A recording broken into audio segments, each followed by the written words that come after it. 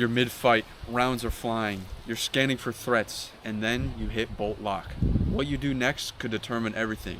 This is where the decision matters. Speed reload or tactical reload. Two techniques, two mindsets, and knowing which one to use when can keep you alive.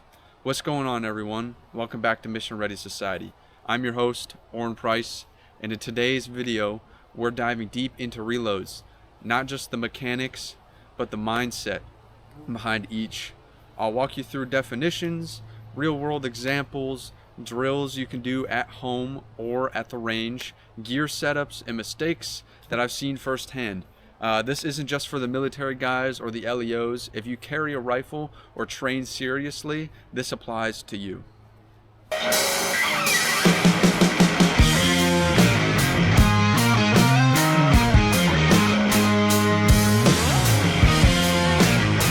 First, we're going to talk about speed reloads. A speed reload is when your magazine is completely empty. You're out, you're exposed, and you need to get your gun running fast.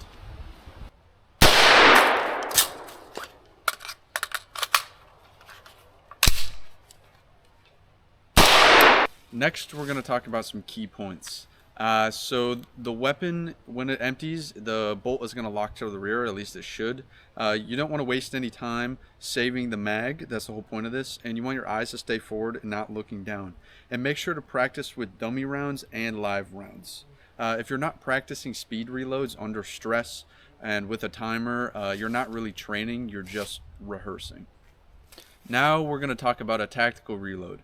This is all about preparedness. You still have rounds in your mag, but you know something is about to go down, or you're between engagements.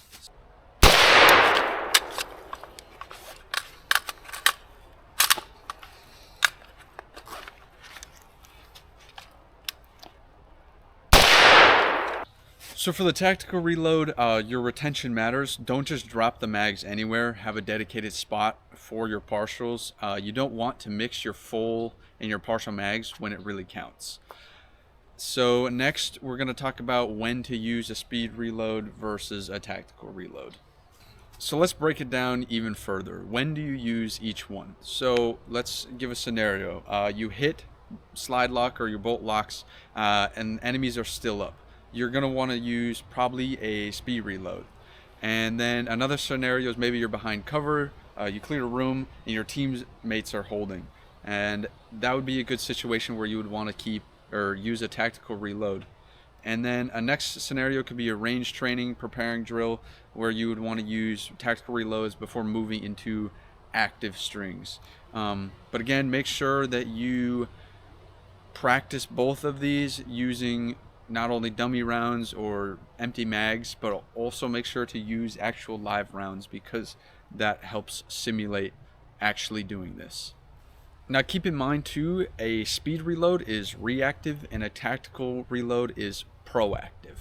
Alright, so next we're going to talk about training these reloads, which means nothing if you can't pull them off when it matters. So here's some drills that you can run right now or when you're at the range. But first is going to be a dry fire speed reloads. So use dummy mags, simulate bolt lock, and practice clean mag drops and eyes up.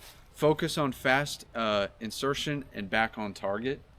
That is going to be a good drill for speed reloads, and that's one that you can even do within your house because you're just using empty magazines and you're just kind of doing that motion and repeating that motion to really get it down into muscle memory. So drill number 2 is going to be for tactical reloads. So a good way to train this is to start with a partial magazine and have a second partial magazine that you plan on using. And what you're going to want to do is you're going to want to, maybe send a few rounds out at the range. Then while you're behind cover, you're going to do that tactical reload, making sure to really get that motion down and putting it in a spot where you can stow it away for later. And then once you get that reload, re-engage your target, or maybe simulate some sort of movement after doing your reload. Now a third drill that you can do is kind of combining both of these and kind of being in a little bit more of a stressful kind of scenario when doing these training. So a good way to do this is implement like a shot timer or something to track how fast you're doing it, but also adding like maybe short sprints in between the reloads and different cover and different targets you might need to shoot at. So then you can practice doing your tactical reloads behind cover and then re-engaging a target and moving. And then let's say you come up onto another target, you send a few rounds, you do your speed reload, and then you engage again. That's a good way to kind of, implement both of these into one kind of training drill and kind of get it really down. And then, it's going to be under stress. So it'll keep it repetitive and make it even more muscle memory. So then you can do it with ease.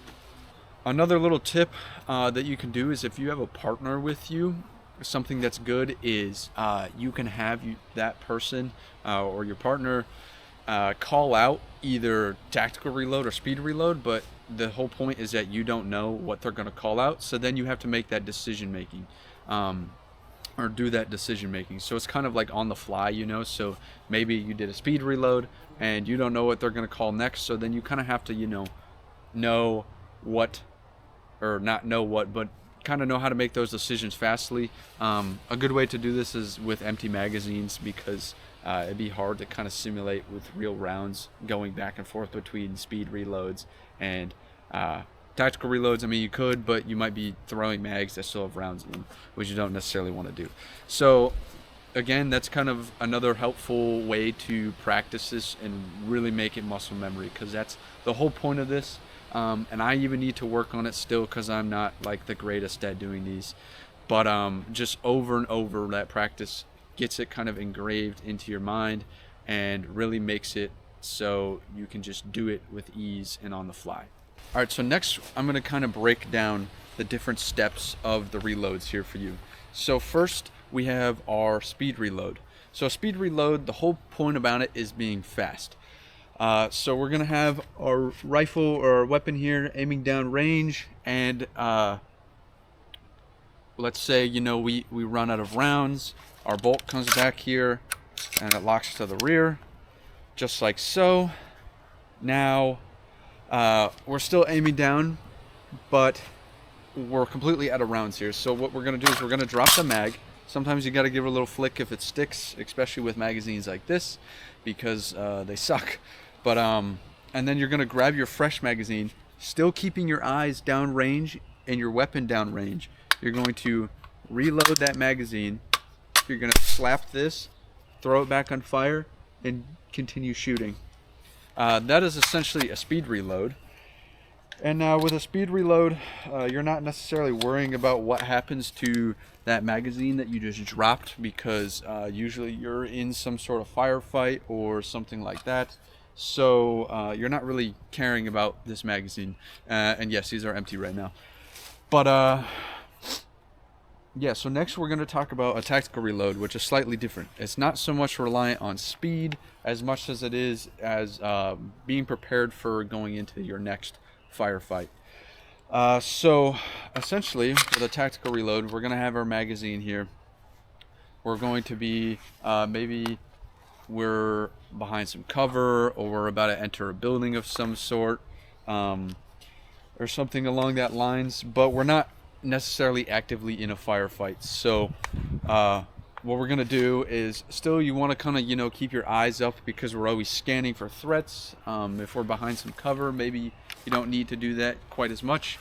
But essentially a tactical reload is you're gonna take this magazine, your partial magazine, it's still gonna have some rounds in it. You're gonna place it, well, first you're gonna grab your new magazine, but holding on to this one. So you can either do it this way, or you can do it however you'd like to grip it.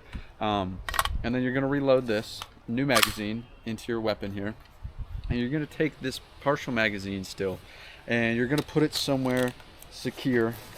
That way you can hold on to it and save it for later. So as you saw me do, I put it back in my chest rig. Or if you have a plate carrier, that's a viable option, or a dump pouch, like I have back here on this battle belt setup. Something like that or along those lines what you're going to want to do. But again, while you're doing this, you're still going to want to keep your weapon up. You're going to want to be scanning. Of course, if you're behind some cover, maybe you have it up here in your workspace, and you're going to do that reload. So you're just going to take the magazine out, grab that new one, throw that new one in, and put that partial magazine away for later. Now keep in mind that there's going to be most likely a round in the chamber still, especially if you were just in some sort of firefight, and then you decided, or now that you're behind cover, you want to switch to maybe a full mag. You're still going to have a round in that chamber, so always make sure to swap your weapon back to safe when you're reloading or changing positions. But essentially, yeah, so just keep in mind that that round is still going to be in there. But so all you got to do is once you throw that new mag in, you can continue firing. So you're going to fire, and then you'll be able to continue firing the rest of your rounds. And that is essentially how a speed reload works and how a tactical reload works, kind of step by steps. All right, so next we're going to talk about gear. Your gear really matters when it comes to doing not only your missions, but it also matters for your reloads for your weapon. So right now I've got a chest rig on and I have a battle belt set up on. And essentially the way that this chest rig is set up is that I have 3 spots for magazines right here. They're easily accessible. And I also have a spare one down here in my battle belt, which is also easily accessible. When it comes to your magazines, you want to make sure that those are probably the easiest thing you can get to, because again, you're just going to need to pull them out quickly. So the last thing you want to be doing is rummaging around on your kit for your magazines. So set up your gear or your kit so that you can easily access your magazines. If you can't do that, then you're doing something wrong and you need to reassess or reset up your gear. When it comes to battle belts, having it on your non-dominant side is important, because you always want to keep your hand that you have your trigger finger with on your weapon at all times, because last thing you want to do is have your non-dominant hand off, or whatever hand you fire with, and an enemy pops out or something like that, and you don't have your hand on your weapon and able to shoot right away, because seconds could determine your life or somebody else's life. So it's important to make these decisions quickly and be able to do these things quickly. So gear really matters and how you set that up. It's common to have your magazines on the front. On a chest rig, maybe they're up a little higher. On a plate carrier, maybe they're down more towards your abdomen. But somewhere in this general area is a good spot to have them. That way you can pull them out easily. Battle belt, again, non-dominant hand side. I have mine on my left-handed side because I'm right-handed and I fire with my right hand. Those are just kind of some things to keep in mind when you're setting up your kit. And another thing I will mention is the way you put your magazines in. You want to make sure that whatever hand you're pulling the magazines out with, you're able to pull it out and just slide it directly into your weapon. Okay, so for example here, I have the magazines positioned right now, so when I pull it out, it is proper, so I can just shove it into the magazine well. But now if I have this facing the wrong way, or I have it facing the opposite direction, when I pull it out, it's now facing the wrong direction, so I can no longer just slide it into the magazine well, and now I have to fiddle around and kind of do this weird thing to get it to fit up in the proper way. So keep that in mind when you're putting your magazines into your plate carrier or your chest rig or whatever setup you have. Just keep that in mind so you can save those few seconds. All right, another thing I'll discuss real quick is gloves. So you should be wearing gloves when you're out in the field, or most of the time when you're firing your weapon. But you're going to want to make sure that you have a pair of gloves that aren't too thick, but also are still protective. And I really like these mechanic gloves, but besides the point, they're still thin enough to where I have a decent amount of dexterity, so I can still reload and feel everything. Now, if you have some really thick, chunky gloves, that's going to mess up your reloads, or it could mess up your reloads. and it's just going to make the process a lot harder.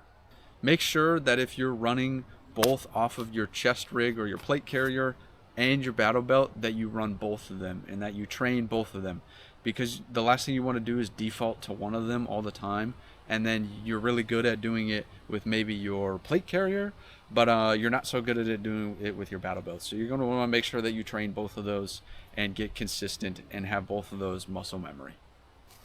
All right, so next we're going to talk about some mistakes that I've seen or that I've heard of, and kind of how to fix them. So the first one is going to be not having your eyes up when doing a speed reload or doing any sort of reload. This is a big mistake because you always want to be scanning for threats or anything along that line. And if you have your eyes down, you're looking at the ground, you're looking off to the side, or you're looking up and you're not looking forward and scanning, then you might miss something. And that might be a deciding factor for something bad. So you're going to want to train to do these reloads with keeping your eyes up and trying not to look at your weapon as best as possible. It's a little bit easier, or maybe not easier, but it's okay slightly when you know you're behind cover, but still keeping your eyes up, because you never know what you might run into. So just try training with keeping your eyes up, and do those, the dummy magazines or empty magazines until it becomes muscle memory, and you can just do it just about every time without having to look at your weapon and being able to keep your eyes forward and straight and scan. So the next mistake, which might seem common to a lot of people, but sometimes it does happen, because again, sometimes we're caught in a situation and we make rational decisions. But the next mistake is not finding cover to reload behind. So you're always going to want to find some sort of cover to reload behind, because it's just a lot safer that way. So find some cover. Maybe it's a tree, maybe it's a bank, a hill, a berm, a wall, a building, whatever it may be. Find some sort of cover to reload behind. The next mistake is going to be only practicing one type of reload. So you're going to want to practice both of these. And if you're only practicing one of them, then you're going to get really good at doing one type of reload, and you're not going to be very good at doing the other. And these reloads are very situational and situation dependent, that depending on the situation, you might be really good at doing this reload and it might work out for you this time. But if you're really bad at doing, we'll say, a tactical reload or a speed reload, it doesn't really matter. If you're bad at doing one of these and you're in a situation where you need to use that reload type, it might not turn out so well. But so just make sure to practice both types of reloads and not just practice one of them. Train how you fight. Don't just shoot flat range. Move, talk, and reload and think. So it's kind of that mentality, like practice like you play or train like you fight. When we're training, we want to make it as real as possible and as close to an actual scenario that we might find ourselves in. So just when you're doing your training, you're setting up your training sessions, keep that in mind, and really make them, realistic, stressful, whatever you need to do to kind of get that realism into your training schedules. Reloads may seem simple until you're out of breath and you're running low and your hands are shaking. You got that adrenaline going, and that's where your training either shows or it fails. This is something that happens a lot and quite frequently, is that somebody doesn't train enough, and it shows. And if you're find yourself in a situation, you're going to want to make sure that you have completely prepared yourself for that situation. All right, so here's the bottom line. Speed reloads keep you alive when time is short, and tactical reloads prepare you for whatever situation you're about to go into. Train both. Don't just choose one or the other.